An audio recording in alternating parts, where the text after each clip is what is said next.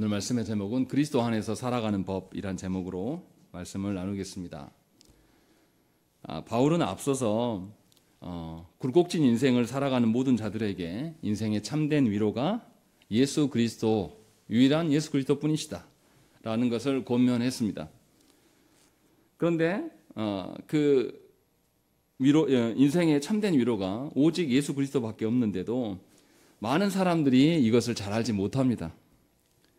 왜냐하면 그리스도는 하나님께서 만세와 만대 가운데 계속 감추어 주신 비밀이기 때문입니다. 그래서 누구만 아느냐? 하나님께서 택하신 성도들에게만 이러한 비밀이 열려져 있다는 것이죠.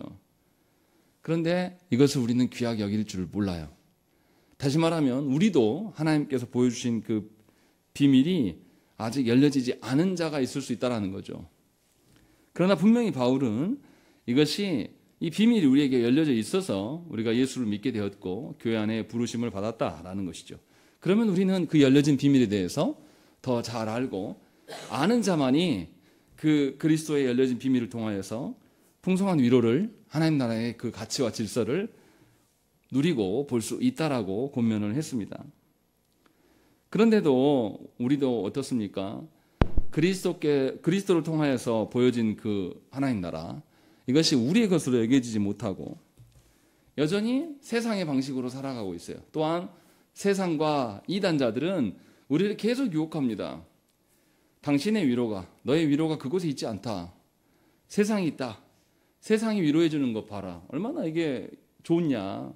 사람이 네 편을 들어주고 사람이 너를 인정해 주는 것처럼 달콤한 것이 어딨냐 라고 하면서 우리를 계속 현혹합니다. 그래서 그들의 목적이 무엇입니까? 그리스도만이 유일한 기쁨 되신 것, 그리스도만이 모든 것에 으뜸이 되시는 것을 계속 성도들을 못 보게 현혹한다는 것입니다.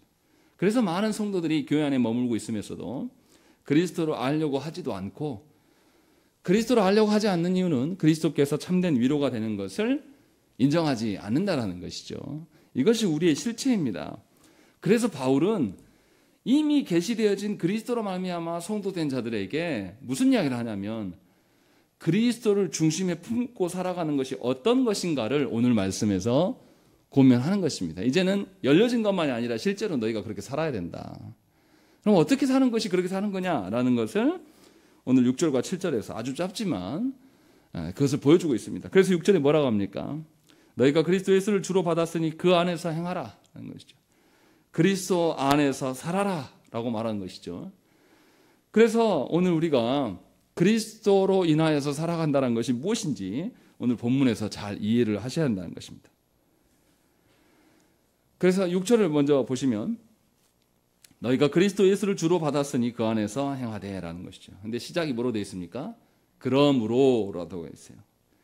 이미 바울은 골로새 성도들에게 그리스도가 너희에게 열려졌다. 만세와 만대로부터 계속 감추어졌던 그 구원의 비밀이 놀랍게도 너에게 지금 열려져 있기 때문에 당연히 열려진 것이 너의 소망이고 너의 기쁨이 되어야 된다. 그리고 그래서 너희가 뭘 받았다? 주님으로 받았다라고 말하는 것이죠. 예수 그리스도를 주로 받았다라고 이야기하는 것입니다. 그리스도가 주님이시면, 주인이시면 우리는 뭡니까? 아니, 주인이 있으면 뭐가 있어야 돼요? 종이죠. 종은 어떻게 삽니까? 주인의 그늘 아래 있을 때에 살아요. 우리는 이제 주정관의 그 사회 제도 속에 살지 않기 때문에 이 의미를 잘 와닿지 않지만 누군가가 내가 어떤 주인의 소속에 예속되어 있지 않으면 노예는 바로 사냥감이 됩니다. 그리고 어떻게 팔려나가고 어떻게 죽을지 몰라요. 좋은 주인 안에 머물게 되면, 그러니까 우리가 생각하는 동양식의 주종관의 관계가 아니라 서양식의 주종관의 관계를 좀 생각을 해봐야 될 게, 종들 중에 어떤 종도 있었냐면 똑똑하고 어떤 나라를 정복했을 거 아닙니까? 그럼 그 나라에서 학식 있고 똑똑한 사람들을 데려와서 이 사람들을 어떻게 쓰냐면 주인의 자녀들을 이 종에게 맡겨요. 그래서 이 종이 학업하는 것을 가르쳐주고 인생이 뭔지를 가르쳐주면서 인도합니다. 그래서 이걸 가정교사로 활용합니다. 그래서 굉장히 인격적인 주종관계인 것이죠. 우리 동양권의 사상은 약간 달라요. 그런 주종관의 관계를 지금 말씀하시는 거예요. 그래서 예수 그리스도께서 너희의 주인 되셨다라는 것을 분명하게 6절에서 밝히고 있어요. 그러니까 이제 성도는 어떻게 살아야 됩니까? 내가 예전에 살던 그 시스템이 아니라 이제 새로운 주님 앞에 예수님의 집 안에 살게 됐어요. 그러니 내가 살아왔던 방식들을 다 폐기 처분해야 돼요. 내가 그 전에 그 나라에서 어떻게 내가 살았는지, 내가 그거에서 얼마나 많은 권세를 누리고 살았는지 이거 다 중요하지 않아요. 이제 그리스도로 말미암아 그리스도께서 주인이 되셨기 때문에 주인 되신 그리스도께서 밝혀주신 것, 그리스도께서 명하신 대로 살아가야 돼요. 주인의 말이 아닌 것을 내가 붙잡고 살아가면 나에게 굉장히 위험할 수밖에 없다는 것이죠. 지금 바울은 그 이야기를 하고 있는 거예요. 실제로 그리스도께서 어떻게 하셨습니까? 우리가 사망 가운데 종노릇하고 죄 가운데 종노릇하고 있었을 때에 주님이 그 사탄의 세력들을 무찌르고 이기셨어요. 승리하시고 우리를 그곳에서 건져오셔서 우리를 종 삼아 주신 거죠. 근데 종이 아니라 자녀로 삼아 주신 것이죠. 그래서 우리가 아버지 하나님께 나아갈 수 없는 그런 죄 가운데 있는 자들인데 그리스도께서 친히 그 모든 죄악을 담당해 주시고 성부께 나아갈 수 있는 길을 열어줬어요. 그래서 우리가 하늘 아버지, 성부를 하늘 아버지라고 부를 수가 있게 된 것이죠. 또한 우리의 모든 행함에 대해서 예수께서 변호해 주신다라고 분명히 성경은 밝히고 있는 것입니다. 그래서 그리스도가 우리의 주인 되시라는 의미는 굉장히 큰 거예요. 우리의 생명의 모든 권한을 갖고 계실 뿐만 아니라 우리가 살 수 있는 어떤 여건도 주께서 마련해 주시고 성부께 우리를 변호해 주시는 것도 다 주님이 하시는 것이죠. 그래서 세상의 모든 사람과 세상의 모든 것이 그리스도께 속해 있습니다. 그래서 그리스도께서 모든 것을 다스려 가시는 거예요. 우리는 어리석어서 예수님에 대해서 알지 못할 때는 세상의 논리로 무엇인가 살아갈 수 있다라고 믿었어요.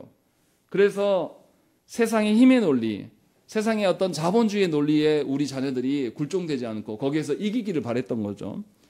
그런데 분명하게 성경은 그렇지 않다라고 밝히고 있어요.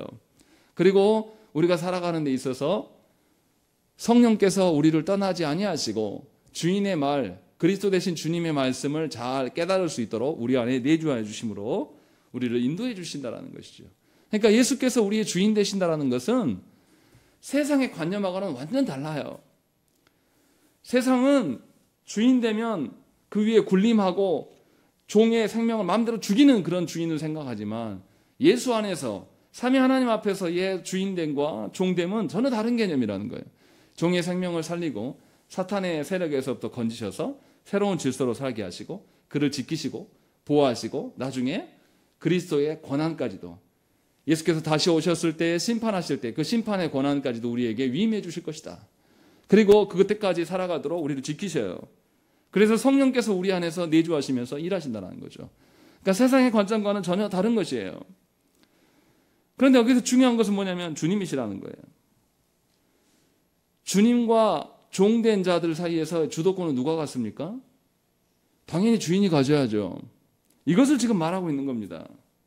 우리에게 묻고 있는 거예요. 과연 예수님이 당신의 주도권이십니까? 당신의 살아가는 데 있어서 결정권이 당신에게 있습니까? 주님께 있습니까? 라고 바울은 이미 밝혔습니다. 그래서 지난주에 우리 분명히 설교할 때 모든 위로와 소망이신 그리스도다라는 것을 분명히 밝히고 여러분들이 그것을 인정하고 있는가라는 것을 설교를 통해서 물었다라는 것이죠. 그러니 바울이 6절에서 아주 짧게 말하고 있지만 사실은 이 앞의 말씀을 다 가져와서 이야기를 하고 있는 거예요. 다시 묻는 거죠. 여러분들이 말씀을 들으면서 기억하셔야 될 게 정말로 여러분들이 여러분들의 주권으로 사는 것인지 쉽게 말하면 여러분들 마음 내킨 대로 살아가는 것인지 아니면 여러분들의 살아가는 데에서 아주 소소한 것까지 주님께서 기뻐하실 것들을 행하는 건지 점검하셔야 한다는 거예요.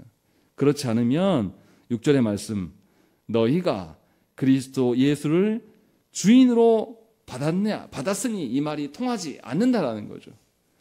그러니까 우리의 주도권이 다 그리스도께 이임되었을 때에 드디어 우리는 그리스도를 주님으로 모시고 살기 때문에 그리스도 안에서 살아갈 수 있다. 이 이야기를 하고 있는 거예요.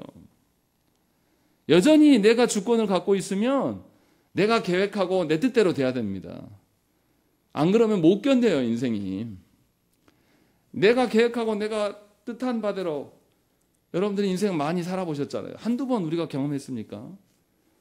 인생을 거의 4, 50년 더 이상 살았으면 이제 해볼 만큼 했지 않습니까? 그런데도 아직도 주도권을 못 내려놓고 있어요. 우리가 붙잡으면서 내가 설계한 대로 인생이 될 것이라고 생각합니다. 그런데 우리는 그렇게 살아본 적이 거의 없어요. 여러분들이 계획한 인생대로 살아오셨습니까? 여러분들이 계획한 대로 여러분들이 자녀들이 믿음 안에서 세상에서 그렇게 힘있고 권세 잡고 살던가요? 그렇지 않잖아요. 그런데 우리는 여전히 그것을 포기하지 못합니다. 왜냐하면 그리스도를 주인으로 인정하기를 굉장히 어려워한다는 것입니다. 그래서 사도 바울은 좀 더 구체적으로 7절에서 네 가지를 우리에게 말씀해요. 우리 7절 말씀을 한번 읽겠습니다. 시작.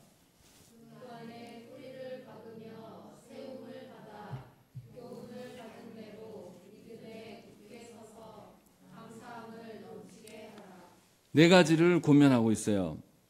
그 안에 뿌리를 박으며 라고 되어 있습니다. 그리스도 안에 뿌리를 박아라. 그리고 두 번째는 세움을 받을 것. 세 번째는 믿음에 굳게 서서. 네 번째는 감사하라 라고 이야기를 하고 있는 것입니다. 너무 뻔하게 들릴 수도 있어요. 그런데 우리가 잘 생각을 해봐야 됩니다. 성경의 전체적인 맥락과 이 말이 무슨 의미하는 것을 생각을 해봐야 됩니다. 바울은 먼저 그리스도 안에서 뿌리를 내리라라고 말씀을 하고 있습니다. 요한복음 15장에 보면 예수 그리스도가 포도나무가 되시고 우리는 가지, 접붙여진 가지로 설명을 하고 있어요. 그러면 접붙여진 가지는 어떨 때 생명을 갖습니까? 원가지, 원래 자기가 붙어있던 가지에서 잘려서 옮겨져 와요. 그러면 이 가지가 살려면 예수 그리스도라는 이 나무에 접붙여지면 이곳에서 먹었던 자양분이나 이곳에서 먹었던 시스템으로 살아갈 수 없어요. 이 시스템 다 버려야 됩니다. 주께서 주시는 것으로만 먹고 살아야 돼요. 주께서 주신 것도 먹고 다른 것도 먹고 이렇게 못 살아요. 반드시 그리스도 안에서 주신 것만을 먹어야지만 드디어 그리스도의 몸으로 살 수가 있어요. 그래야지만 그리스도와 하나 된 것이 먼저 되고 그리스도와 하나 된 것 이후에 드디어 가지가 내가 자라가면서 나뭇잎도 맺고 꽃도 피고 열매를 맺을 수가 있는 것이죠. 그러니까 예수 믿고 나서 아직 그리스도 안에서 그리스도 주신 것만으로 만족하지 못하고 아직 그리스도만으로 살지도 못하는데 열매를 맺는 사람들이 있어요. 특히 조국교회 안에서는 너무나 그 소리를 너무 많이 합니다. 그리스도 안에서 붙여지지도 않았는데 상급 이야기를 해버려요. 그리스도와 완전 일체가 돼서 그리스도께서 주시는 것이 나에게 어색한 것이 아니고 익숙한 것이고 당연한 것이고 그것 외에는 내가 배를 채울 수 없는 것이 돼야 돼요. 그것이 먼저 된 사람이어야지 그리스도께 주신 생명을 말할 수가 있는 겁니다. 바울은 지금 그 이야기를 하고 있는 거예요. 그래서 우리가 그리스도와 연합되게 하시기 위해서 성령께서 성도들에게 역사하셔서 믿음의 선물을 주십니다. 말씀을 깨닫게 하셔요. 그래서 성도들이 자신의 것들을 모두 다 포기하고 그리스도로만 그리스도께서 말씀하신 대로만 내가 따라가겠다. 그리스도만을 온전히 내가 의존할 때에 드디어 연합이 이루어지는 거예요. 내 뜻대로, 과거의 내 습관대로 내가 역시 여전히 주도권을 가진 채로 그런 방식으로 살아가면서 예수 믿는다고 말하면 이 사람은 아무것도 모르는 사람이에요. 그런데 놀랍게도 조국교회 안에 그런 사람들이 엄청나게 많습니다. 직분자 중엔 더 많아요. 그래서 자기 뜻이 교회 안에 관철되지 않으면 마음이 상해요. 어떤 사람은 자기 뜻대로 안 돼서 교회도 안 다닙니다. 원래부터 그리스도께서 부르시지 않은 사람일 수도 있으며 그리스도와 연합되지 못한 채로 살아가는 그냥 하나님의 주권적인 은혜로 겨우 명맥만 붙어 있는 거예요. 아무런 자라감이 없고 그냥 붙었는데 덜렁덜렁 남아있는 거죠. 이러한 신자는 절대로 하나님 주시는 그 생명력을 누릴 수가 없어요. 늘 세상의 것으로 채우고 싶어요. 안타깝게도 직분자가 되었는데도, 목회자가 되었는데도 세상의 것들 그리워하는 사람들이 있어요. 세상처럼 내가 세상에서 성공하지 못했으니까 내가 이 목회의 세계에서는 성공해 볼란다. 그리고 사람들한테 인정받고 싶어 하면서 목회한다면 그거 정말 못 봐줄 일입니다. 못할 일이에요. 우리 시대의 목회자가 인정받고 좋은 그런 일입니까? 어딜 가나 욕먹는 거예요. 어딜 가나 왜 교회는 그럽니까? 왜 교회는 회개하지 않습니까? 왜 교회는 그 모양입니까? 라는 이야기를 늘 들어야 될 사람이에요. 하나님께 인정받지 않고 그리스도 안에서 확증되지 않으면 감당할 수가 없는 거예요. 그런데 여전히 교회 안에서 그런 방식으로 직분을 수행하고 자신의 이름값을 하기 위해서 신앙생활을 하는 것은 그리스도께서 주시는 은덕을 아무것도 모르는 상태로 살아가는 것입니다. 그러니까 여러분들 잘 기억하셔야 돼요. 사람한테는 상처받을 수 있어요. 그러나 그리스도 안에서는 상처받을 수가 없어요. 그리스도께서 주시는 것으로 인하여서 우리는 행복을 누려야 되고 그리스도 안에서 기쁨을 누려야 되는 것이 정상이라는 것입니다. 신앙이 좋은 사람만 하는 게 아니라 그게 정상이다. 바울은 지금 그 이야기를 하고 있는 거예요. 그런데 이제 여기서부터가 중요한 거예요. 누가 그리스도께 접붙여져 있는가? 누가 그리스도께 완전한 뿌리를 내리고 있는가를 분간하기가 쉽습니까? 어렵습니까? 사실은 어려워요. 그래서 우리는 엉뚱한 사람이 믿음이 좋을 거라고 상상을 합니다. 헌금을 많이 한다든지 한 번도 주일에 안 빠지고 나온다든지 아니면 봉사를 열심히 한다든지 이거 누가 할 것 같습니까? 신앙 좋은 사람도 하겠죠. 또요. 자기 이름값 하고 싶은 사람도 이거 다 해요. 또 누가 하겠습니까? 신천지나 이단들도 이거 교회 안에 들어와서 합니다. 그래서 이것을 구분하기가 상당히 어려워요. 그래서 마태복음 13장에 주님이 뭐라고 하십니까? 가라지 비유를 말씀하셔요. 주께서 추수 때까지 어떻게 하신다 했죠? 알곡과 가라지를 그 바단에 어떻게 두신다 했죠? 다 두신다고 그랬어요. 그러나 주님이 마지막에 무슨 이야기 합니까? 추수 때는 반드시 가라지를 어떻게 해요? 뽑아서 뽑기만 합니까? 불에 딱 전부 다 태우겠다. 풀무불에 던져 넣으시겠다라는 것을 분명하게 밝혀요. 그러니까 지금 그때 넘겨지는 것이 아니라요. 지금 내가 그리스도와 연합되지 않으면 이미 나는 가라진 거예요. 이거 기억하셔야 돼요. 그때 가서 정리되는 게 아니라 지금 내가 그리스도와 연합되어서 그리스도께서 말씀하신 대로 살지 않고 내 주권대로 내 형편대로 내 처지대로 내가 결정한 대로 살아가는 것은 이미 내가 가라진 거예요. 가라지가 처음에는 알곡이었는데 중간에 영양분 못 받아가지고 가라지로 바뀌는 경우가 있습니까? 처음부터 알곡은 알곡이고 처음부터 가라지는 가라진 거예요. 그때 가서 바뀌는 게 아니란 말이에요. 회개를 지금 해야 되는 것이지 나중에 가서 언제 회개하겠다? 이런 거 통하지 않아요. 그런데 수많은 성도들이 내가 이 일만 해놓고 예수 믿으랍니다. 내가 이 일만 해놓고 더 신앙생활 잘하랍니다. 이런 소리예요. 미안하지만 처음부터 가라지. 주님은 분명히 그 이야기를 하시는 겁니다. 그래서 그리스도 안에서 뿌리를 내리지 아니하면 우리는 반드시 하나님의 영원한 심판을 피할 수 없고 거기서 견딜 수 없는 자라는 것이에요. 그래서 지금 우리가 무엇을 해야 되겠습니까? 그리스도 안에서 뿌리 내리는 삶을 위하여서 열심히 살아가야 돼요. 삶의 모든 영역 안에서 그리스도께서 기뻐하실 것들을 선택하면서 그리스도를 신뢰함으로 두려워하지 않고 살아가는 것이 우리가 해야 될 일이에요. 물론 이것을 우리 힘으로 한단 말은 아니에요. 우리 힘으로 어떻게 그리스도를 의존할 수 있습니까? 우리 힘으로는 불완전해서 그리스도를 온전히 붙잡고 그리스도 안에서 뿌리를 내리는 것을 할 수가 없어요. 그래서 우리는 뭘 해야 됩니까? 기도해야 되는 거예요. 하나님 나 할 수 없습니다. 그래서 그 안에 뿌리를 박으며 우리는 이렇게 해석이 되었는데 언어 성경에는 이렇게 안 돼 있어요. 뿌리를 박게 해주시는 거 우리가 하는 게 아니라 주도권, 수동태로 써 있어요. 주도권은 주님이 하시는 것처럼 이렇게 기록되어 있다는 거죠.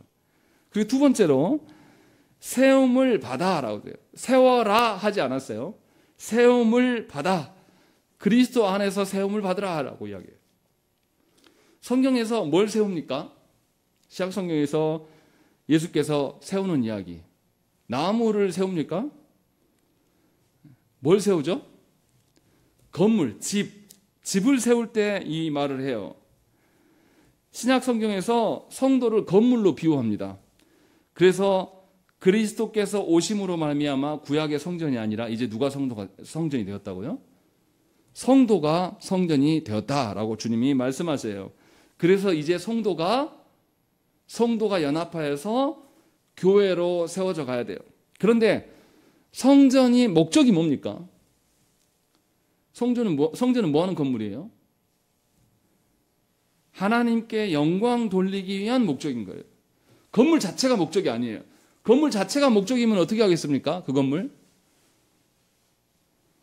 모든 돈과 에너지와 모든 것들을 그 건물 자체에 쏟아 넣을 거예요. 문화재가 그러지 않습니까?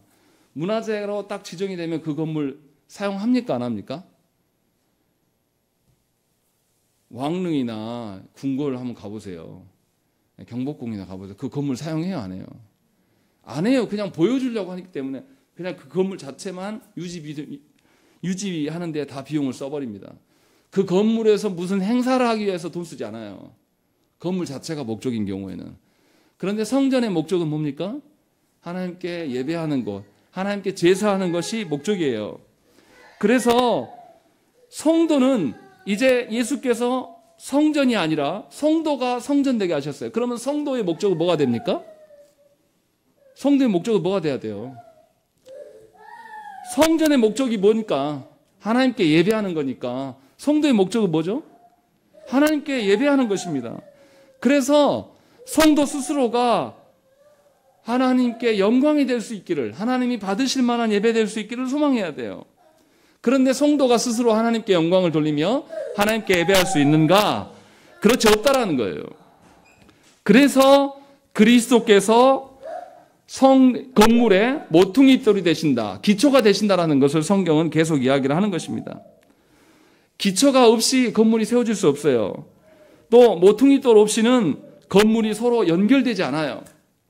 그래서 우리는 교회됨을 이야기할 때 그리스도를 떠나서 교회됨을 말할 수가 없습니다. 모든 성도는 그리스도로 인하여서 하나님께서 받으실 만한 예배자가 되어져 가는 거예요. 또 이 건물을 세울 때 벽돌과 벽돌을 이어주는 것이 자기들끼리 이어지는 게 아니라 그리스도로 인하여서 이것이 다 연결되는 거예요. 그래서 성도 간의 관계도 그리스도 없이는 성도 간의 관계를 맺을 수가 없습니다. 그래서 그리스도께서 친히 이 건축물의 기초가 되어주시고 그리스도께서 모퉁이돌이 되어주심으로 말미암아서 우리 성도된 우리들이 하나님께서 받으실 만한 성전이 되어가는 것, 하나님의 영광을 위해서 살아가는 모든 기초가 되는 것이에요. 우리의 노력과 우리의 힘으로 되어지는 것이 절대 아니라는 것입니다. 여러분들한테 결단하고 여러분들한테 주권을 가지고 뭘 하라고 하는 말씀이 아니에요. 그래서 사도 바울이 뭐라고 합니까? 세움을 받으라고 그랬지 네 자신을 네가 세워라 라고 말하지 않는다는 것입니다. 그럼 어떻게 세우는 것일까?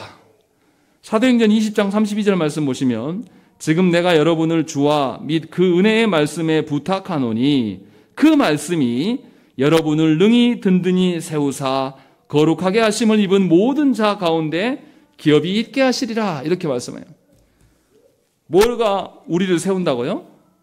주의 말씀이 우리를 든든히 세워간다라고 말씀하고 있는 거예요.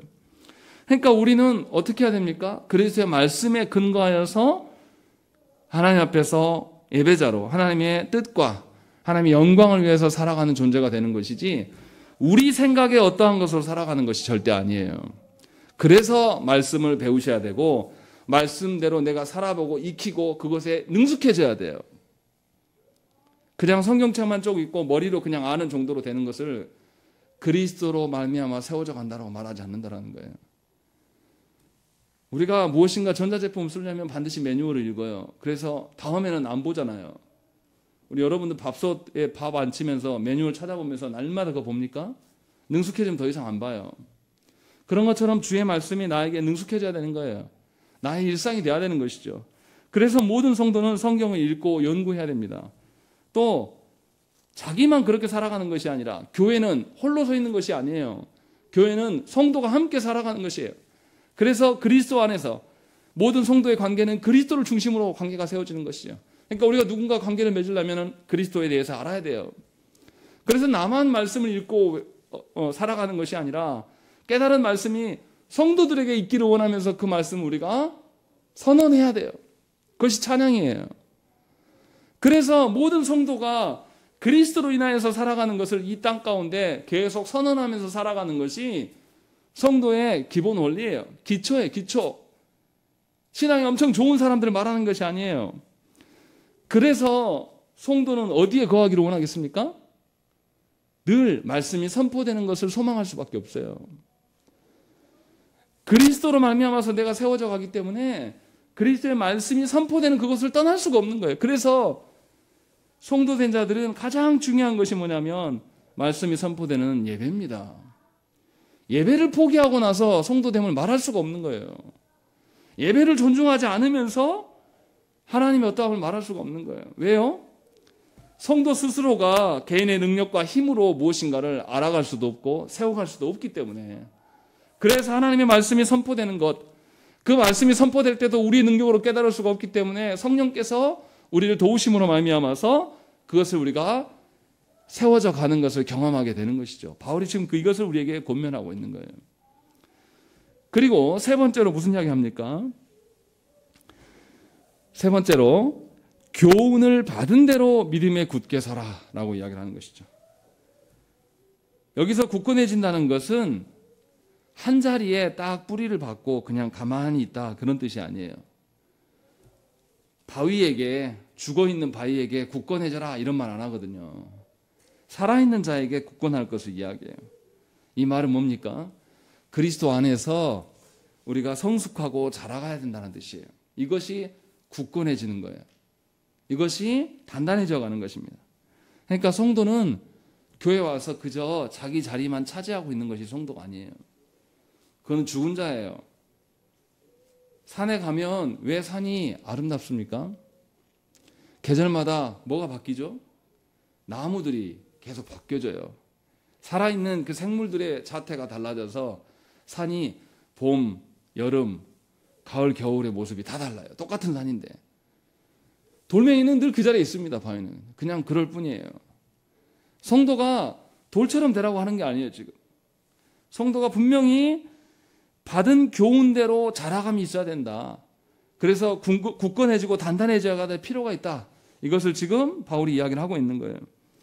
그래서 성도는 말씀을 통하여서 신앙이 자라가고 성장함으로 말미암아서 성도로서 이 땅 가운데 살아갈 수 있는 힘을 얻게 되는 것입니다. 그래서 우리가 주의 말씀을 통하여서 우리가 굳건해지는 것이죠. 자라가는 것이에요. 그리고 열매가 그때 피어나는 거죠. 이것이 우리 가운데 있어야 되는 것입니다. 그러니까 우리가 무슨 일을 힘써야 되겠습니까?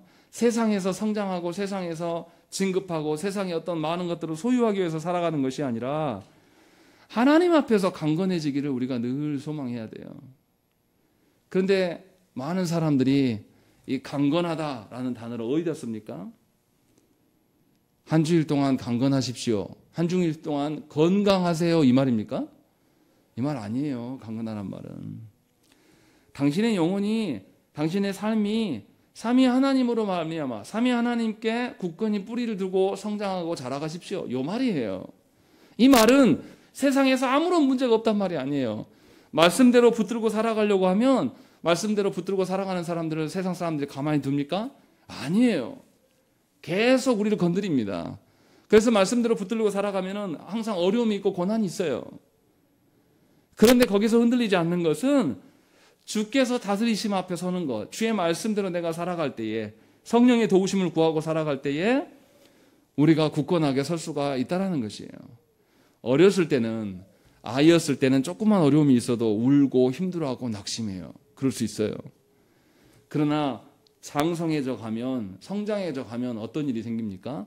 예전에 두려웠던 것들이 이제는 두렵지 않게 돼요.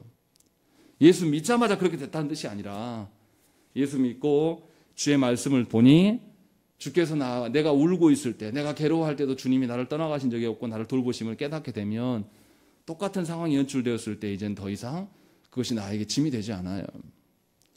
그래서 그리스도께 주신 힘으로 말미암아 내가 위로를 받는 것이죠. 이것이 장성한 사람, 굳건해진 사람에게 드러난 그런 성도에게 나타나는 현상이에요. 바울은 지금 이것을 이야기를 하고 있는 거예요. 그러니 잘 생각을 해보셔야 돼요. 예수 믿은 지가 수십 년이 됐는데 수십 년 전에 어려웠던 일이 지금도 어렵다. 좀 이상한 겁니다. 문제가 있는 거예요. 그렇지 않습니까? 아이가 10년 전에 태어났는데 지금도 기어다녀요. 그럼 우리가 그 아이를 정상적인 아이라고 말합니까? 때가 되면 아이가 성숙해져 가야 돼요. 아이가 자랄 때 어떻게 자랍니까?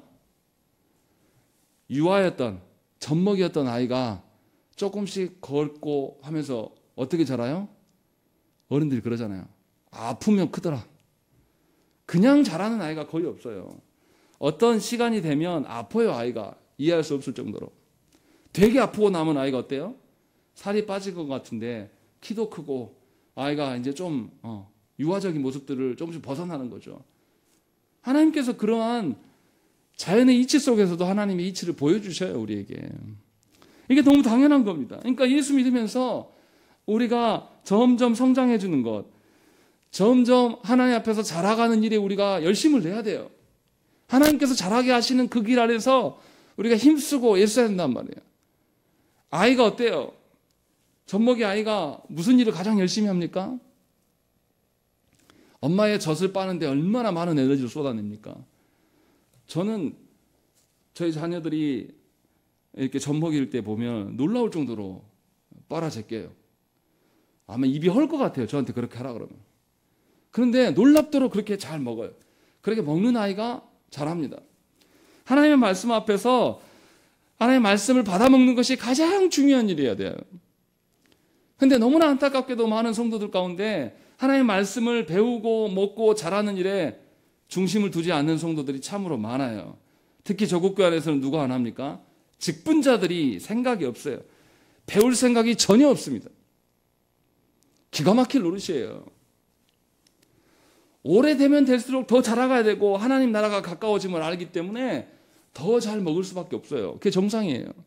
그런데 너무나 아이러니하게도 우리는 하나님을 알아가는, 하나님의 말씀을 받아먹는 일에 대해서 우선순위를 두지 않습니다. 그러면서도 얼마나 이상한 줄 아십니까?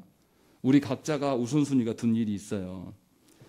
그러면 그 일은 열 일을 제쳐놓고도 그 일을 합니다. 여러분들 그러시잖아요. 여러분 안에 마음 중심 안에 무엇이 가장 중요한지 그냥 보여요. 여러분들이 아무리 변명을 해도 하나님 일보다, 하나님 말씀을 먹는 일보다 그게 더 중요한 게 보이거든요. 바쁘다고 말하지 마세요. 핑계하지 마세요. 그냥 여러분들이 하나님 말씀 먹는 것보다 다른 게 훨씬 더 중요한 것뿐이에요. 바울은 지금 그 이야기를 하고 있는 거예요. 하나님의 말씀을 먹고 자라가는 것보다 더 중요한 일이 있냐? 그럴 수 없다. 이 이야기를 지금 우리에게 하고 있는 거예요. 그래서 그리스도 안에서 강건해지지 못하고 그리스도 안에서 내가 굳건하게 서지지 않는다면, 이것이 우리의 우선순위가 되지 않는다면 우리는 늘 유아적인 신앙생활을 살아갈 것입니다. 죽을 날이 가까울 그날까지 우리는 늘 상처받고 눈물을 쏟으면서 하나님 나 죽겠어요를 반복할 겁니다. 이거는 비정상적인 그리스도인이에요. 자꾸만 핑계하지 마세요. 우리는 연약하고 우리는 육신이 약하기 때문에 어쩔 수가 없고, 이렇게 통하지 않아요. 그런 거. 분명하게 바울은 우리에게 이야기를 하고 있는 거예요.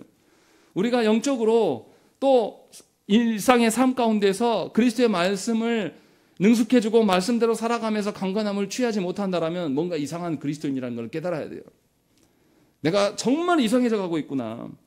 하나님의 말씀을 먹는 것, 말씀을 먹고 자라가는 것보다 다른 것이 나에게 더 소중하면 나는 이미 하나님 나라와 상관이 없는 자일 수 있어요. 그것을 분명하게 기억하셔야 돼요. 어쩌면 우리는 가라지일 수도 있어요. 그 경각심을 가지라는 것이죠. 그래서 바울의 이 말을 듣고 낙심할 것이 아니라 내가 누구인가 라는 걸 돌아보셔야 돼요. 여전히 어쩔 수 없다, 먼저 이것을 할 수밖에 없었다라고 핑계하지 말라라는 거예요. 아무리 우리가 핑계한다고 해서 하나님께서, 예수께서 다시 오셨을 때에 그 핑계가 통하겠습니까? 통할 수 있는 사람 아무도 없어요. 제가 목사인데 말씀을 가르치고 말씀을 연구하는 일보다 더 중요한 일이 있으면 목사 그만해야죠. 그렇지 않겠습니까? 먹고 사는 문제가 더 중요하면 목회 그만 때려치고 세상 일하면 되잖아요. 그러면서 좋은 성도로 살면 되지 않습니까? 그런데 끝까지 먹고 살기 위해서 목회를 하면 정말 비참해져요. 본인만 비참해지는 게 아닙니다. 모든 성도들이 산으로 가는 거예요. 말씀이 중심으로 살지 않는 그런 삶을 살아갈 수밖에 없는 거예요. 목사만 그렇습니까? 제가 왜 목사를 늘 먼저 이야기합니까? 여러분들도 똑같다라는 거예요. 목사도 성도예요. 여러분들도 말씀으로 먹고 자라가는 것이 우선되지 않으면 여러분들은 절대로 그리스도께서 주시는 그 힘을 얻고 살아갈 수가 없어요. 이 땅에 살아가면서 늘 연약하고 비실비실대면서 무슨 일이 생기면 바로바로 넘어지고 울며 늘 그런 삶을 살아가요. 하나님은 우리를 그렇게 부르시지 않았어요. 하나님은 우리를 옥토밭에 부르셨고 하나님 나라를 누리면서 살아갈 수 있게끔 하셨고 누구도 보지 못하는 그 하나님으로 말미암아서 우리가 위로를 받고 내가 하나님으로 말미암아 감격하여서 하나님의 구원을 말하도록 우리를 부르시고 인도하시는 거예요. 그래서 놀랍게 그렇게 살아가는 사람들을 하나님께서 마주하게 하신단 말이에요. 그런 자 되게 부르신 거예요. 나는 안 돼요. 누가 여러분들한테 이루라고 말합니까? 그렇게 말한 사람 아무도 없어요. 그리스도께서 이루시고 그리스도께서 인도하심 앞에 그냥 순종하라는 거죠. 말씀을 알아가기 위해서 그 일을 힘쓰라는 거예요. 그것이 우선순위가 되라는 거예요. 안 되면 그것을 자꾸 기도하라는 거예요. 이게 너무나 당연한 기도 제목이고 이것이 가장 중요한 이야기예요. 그런데 이것을 제쳐놓고 세상에 돈 이야기하고 건강 이야기하고 자녀가 어쩌고 저쩌고 하는 이거 아무 쓸모가 없어요. 본인도 하나님의 사랑을 못 느끼는데 누구한테 어떻게 할 수 있겠습니까? 그리고 마지막에 바울이 뭐라고 합니까? 감사함을 넘치게 하라라고 이야기를 합니다. 그냥 감사하라는 게 아니에요. 넘치게 하라고 권면하고. 그럼 바울이 뭐 때문에 감사하라고 할까요? 뭐에 대해서 감사하라고 말하는 걸까요? 내가 건강해, 몸이 안 좋았는데 좋아졌어요. 그것에 대한 감사할까요? 내가 우리 자녀가 시험에 합격했어요. 그거에 대한 감사하라는 걸까요? 그러면 반드시 뭐가 전제돼야 돼요? 내 소원이 항상 해결돼야 돼요. 그런 감사 말하는 거 아닙니다. 그런 헛된 꿈에서 깨어나셔야 돼요. 감사거리가 있어서 감사하는 것은 하나님으로 감사하는 것이 아니에요. 그 사람은 하나님보다 감사거리 생기는 게 더 중요해요. 바울은 그 말을 하고 있는 게 아니에요. 누구로 인하여서 우리가 생명이 주어졌습니까? 그리스도로 인하여서 우리에게 생명이 부여되었어요. 원래 우린 죽었었어요. 원래 우리는 사탄의 종로로 다면서 삶의 권세 아래서 벌벌 떨면서 살았단 말이에요. 그런데 그런 우리들을 구출하셔서 우리에게 생명을 부여하시고 우리를 종으로 남겨두지 아니하시고 그리스도의 자녀로 하나님의 자녀로 삼아주셔서 하나님 나라의 기업을 잇게 한 자로 우리를 부르셨단 말이에요. 이것에 대한 감사라는 거예요. 다시 말하면 그리스도를 만나기 전에는 전혀 알 수 없었는데 그리스도를 만나고 보니 이 하나님 나라의 그 찬란한 영광을 알게 되고 그것을 맛본 자만이 감사할 수 있다는 거예요. 비틀어진 가지 같은 메말라서 이제는 다 죽은 것처럼 보였는데 하나님께서 우리를 부르셔서 하늘에 생명을 부여하셨단 말이에요. 이것에 대한 감사를 표출하라는 거죠. 그러면 그것에 대한 감사 어떻게 표출합니까? 그 감사를 경험한 자, 그 구원이 참된 가치가 무엇인지를 아는 자가 감사할 수 있는 거예요. 그래서 우리의 구원을 이루라고 사도 바울이 계속 말하는 겁니다. 분명하게 그리스도로 말미암아서 옮겨졌어요. 전에는 세상의 가치 속에, 세상의 질서 속에 살았는데 그리스도로 인하여서 새로운 질서를 살아보니 정말 사라지더라 이거예요. 전에는 세상의 논리는 어떻습니까? 수입이 많아야지 잘 살 것처럼 세상은 우리를 유혹하고 혼란스럽게 만들어요. 그런데 수입이 없어도 하나님께서 우리 가정 죽이지 않으시더라는 거죠. 그리고 놀랍게도 그 속에서 우리 자녀들이 세상에 학원을 보내고 무엇인가 많은 경험들을 해주고 망가를 내가 뒷바라지 못해줬는데 하나님께서 그 속에서도 자라게 하시고 그 영혼들을 하나님 나라를 보게 하시고 강건케 하시는 것을 보여주더라는 것이죠. 이것을 경험해야 한다는 거예요. 그래서 그리스도께서 명령하신 대로 우리가 살아봐야 돼요. 그리스도의 명령하신, 그리스도께서 우리에게 베풀으신 그 구원의 은혜들, 그리스도께서 구원의 삶을 살도록 말씀을 주셔서 하나님 나라로 살아가는 것이 무엇인지를 지도하시고 인도하신 것, 이것을 따라가 본 사람만이 감사할 수 있는 거예요. 그렇게 하지 않으면서 감사할 수 없습니다. 그래서 대부분의 성도들이 세상에 어떠한 것이 채워지기를 원해요. 우리 가정에 돈이 없는데 돈이 많아지기를, 건강이 회복되기를, 관계가 개선되기를, 우리 자녀가 똑똑해지기를, 우리 자녀의 문제가 해결되기를, 이런 것들로밖에 감사할 수가 없는, 그것은 전부 이 땅의 것이에요. 우리는 주님의 부르심을 받을 때, 이 땅에서 떠나갈 때에 아무것도 우리는 걷어갈 수 없어요. 우리는 이 땅에 떠나갈 때에 그토록 우리가 보존했던 건강까지도 다 내려놓고 갑니다. 자녀들이요, 자녀들 절대 데리고 갈 수 없어요. 책임질 수 없습니다. 그러나 가져갈 수 있는 게 있어요. 삼위 하나님께서 보여주신 그 하나님 나라는 이제 더 우리가 죽음을 맞이하면서 어떻게 됩니까? 더 활짝 열리게 돼요. 지금은 말씀을 통하여서 전체 그림을 다 볼 수 없지만, 보여주신 것 안에서밖에 볼 수 없는 그런 상태이지만, 그걸로도 너무 벅차고 감사하지만, 주님 부르시는 그 날에는 이제 그 하나님 나라가 우리에게 열리는 거예요. 우리가 상상도 할 수 없었던, 우리가 그 모든 것들이 우리에게 다 열리게 되는 것이죠. 이것이 지금 현재 살아가면서 베푸신 구원으로 말미암아서 우리가 감사할 수 있다라고 말하는 거예요. 그래서 감사하려면 우리는 하나님 주신 말씀을 존중해야 돼요. 하나님 말씀을 통해서 나타난 하나님 나라의 질서가 무엇인지를 알아야 돼요. 예수 그리스도께서 우리에게 베푸신 구원이 무엇인지를 또 알아야 되고, 성령께서 깨닫게 해주신 것을 보면서 신기해야 돼요. 내 생각과 내 능력으로는 말씀이 전혀 이해되지 않았는데 성령께서 역사하셔서 나를 깨끗게 하시고, 나의 죄악들을 다 여실히 드러내 보이시고, 부담스럽지만 나에게 회개할 것들을 촉구하시면서, 아, 내가 원래 이런 사람이 아니었는데 하나님께서 인도하시는구나, 이런 것들을 우리가 경험하게 되는 것이죠. 그러할 때 감사할 수가 있는 것입니다. 그래서 그 감사를, 구원의 은덕을 깨닫는 사람은 감사하게 되는 것이고, 다시는 세상과 섞일 수 없다는 것을 알게 돼요. 이것을 지금 바울이 이야기를 하고 있는 거예요. 다른 어떠한 것으로 구원의 은혜를 대체할 수가 없습니다. 근데 너무나 안타깝게 조국교 안에 수많은 성도들이 구원의 은혜를 구하지 않아요. 전부 다 이 땅의 것들로 대체해버립니다. 그래서 이 땅에서 커지고 강해지고 힘세지는 것, 누구 위에 군림하는 것, 사람으로부터 인정받는 것이 하나님께 인정받는 것보다 더 큰 것이라고 우리는 여겨요. 여전히 우리는 주도권을 놓지 못합니다. 내가 계획하고 내가 정한 것이 우리의 모든 것이라고 말해요. 그러나 바울은 네 가지를 말했는데요, 7절을 다시 보면 세 가지는 수동태로 말하고 있어요. 무슨 말이냐면, 그리스도 안에 뿌리를 박는 거 우리가 못 박습니다. 그리스도께서 뿌리를 내도록 도우셔야 돼요. 세움을 받는 것도 우리가 세우는 게 아니에요. 그리스도께서 세우게 하실 것이다.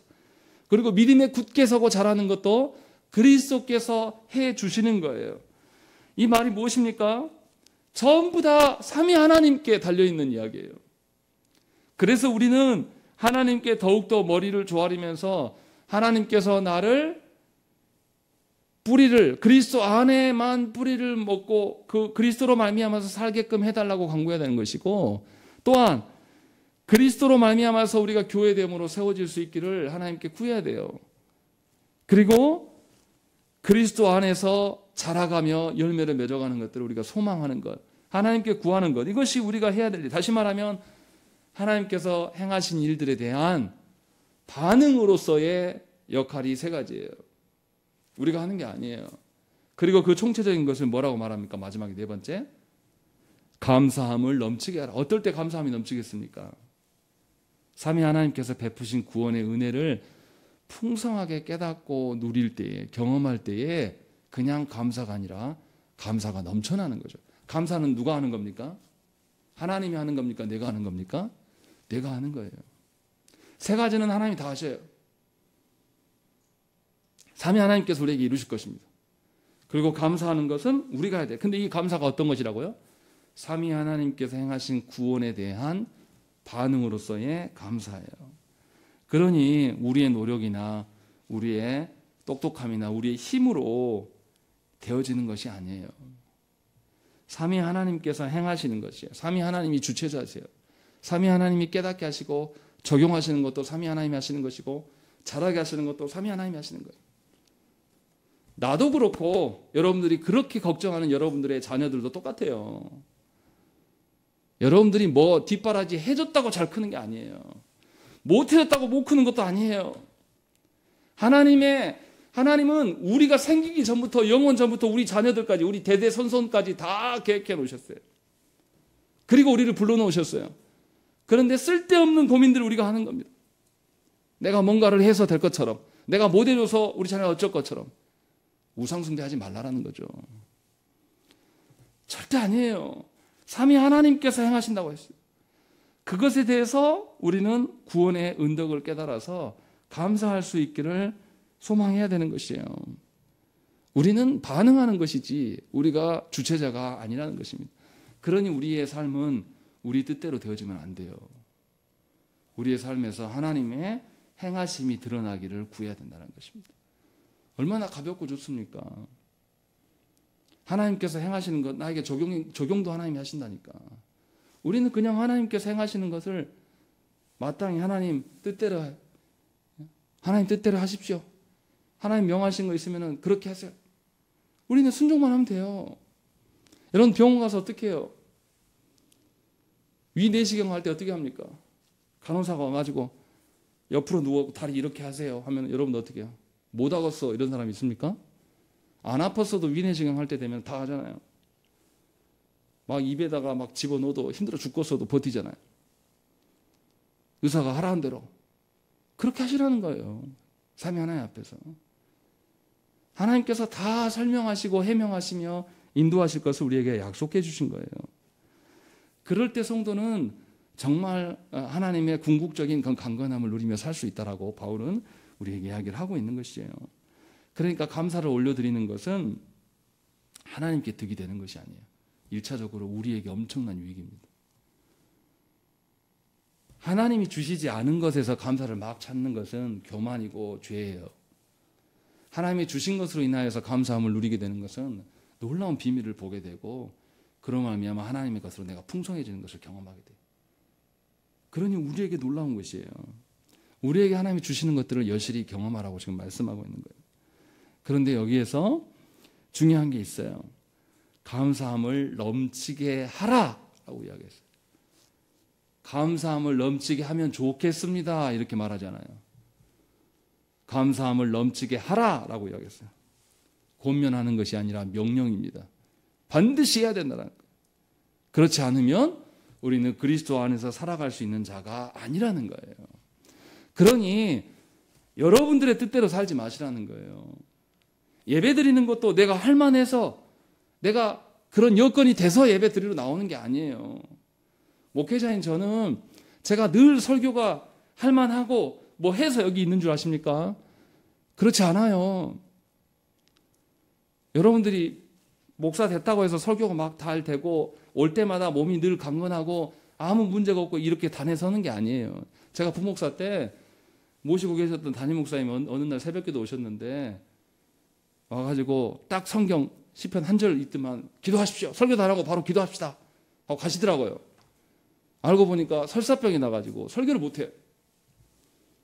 그런 날도 있어요. 그런데도 하나님께서 설교자로 세우셨으니 와야죠. 우리 모두가 그래야 된다는 거예요. 그것이 하나님의 주권대로 사는 겁니다. 그래서 하나님 앞에서 살려고 해야지 세상에서 살려고 하면 우리는 하나님의 어떠함을 절대 알 수가 없어요. 그래서 이 저녁에 우리가 무엇을 위해서 기도해야 되겠습니까? 우리의 감사거리가 바뀌도록 하나님께 기도해야 돼요.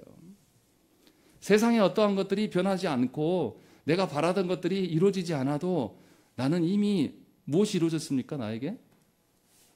삼위 하나님의 구원은 이미 우리에게 확정적인 거예요. 이것으로 충분해요. 우리가 언제 죽을지 어떻게 합니까? 하나님이 내일 당장 데려가면 지금까지 내가 계획했던 것, 내가 염려했던 것이 필요 있습니까? 없습니까? 아무 쓰잘데기 없는 거예요. 그러나 구원은요. 우리가 30년 후에 죽든지 오늘 저녁에 죽든지 구원은요. 하나님 베푸신 구원은 반드시 필요한 거예요. 필수적인 겁니다. 그래서 이 밤에 우리가 하나님께 기도해야 돼요. 하나님, 우리는 아직도 잘 못 깨달아서 엉뚱한 것에 걱정하고 근심하고 또 내가 못한 것에 대해서 염려합니다. 하나님은 우리한테 해내라고 하신 적이 없어요. 하나님이 하신 것을 우리에게 적용해 주시면 누리라고만 말씀하시는 거예요. 감사하라고만 말씀하시는 거예요. 그러니 하나님의 행하신 구원을 깨닫고 그것에 감사할 수 있도록 나를 사용해 주시라고 하나님께 기도하시면 되는 거예요. 하나님은 그것을 요구하시는 겁니다. 다른 게 없어요. 우리의 우선순위가 하나님 나라가 아니라 여전히 이 땅에 어떠함이 있다면 그것을 붙들고 하나님께 기도하셔야 되는 것이에요. 그것이 하나님의 긍휼을 구하는 것이고 하나님께 의존하는 것입니다. 왜 다른 염려가 없겠습니까? 아주 오랫동안 내 배우자를 위해서 기도하셨을 것이고 아주 오랫동안 내 자녀들을 위해서 그 영혼을 위해서 얼마나 기도하셨겠어요. 그러나 우리 뜻대로 바뀌는 게 아니지 않습니까? 다만 우리는 하나님께서 명하신 것들을 계속 하는 거예요. 믿는 마음으로 하나님께서 하실 것을 믿음으로 말미암아서 우리는 기쁨으로 순종의 자리에 서 있는 거예요. 나머지는 하나님 하신다고 약속하셨어요. 어느 때인지 우리가 알지 못해서 괴롭기는 하지만 주권은 우리에게 없습니다. 하나님의 약속을 믿으시고 손에 잡히지 않는 그 삼위 하나님께서 우리에게 가시적으로 확연히 드러내 보이실 날이 있다라는 것입니다. 그러니 여러분들이 늘 그리스도 안에서 살기를 위해서 기도하셔야 돼요. 이것이 가장 중요한 이야기입니다. 다른 어떠한 것보다 정말로 조국교회에 뭐 어떻게 변화되고 뭐 개혁되고 이거보다 더 중요한 것이 다른 사람이 아니라 내가 삼위 하나님 베푸신 구원으로 감격하면서 하는 것, 이것이 가장 중요해요. 그러면 고난도 부정적으로 보이잖아요. 불의함이 가득한 세상 속에서도 뭘 보겠습니까? 삼위 하나님의 의로우심을 발견하게 될 것입니다. 함께 기도하시겠습니다.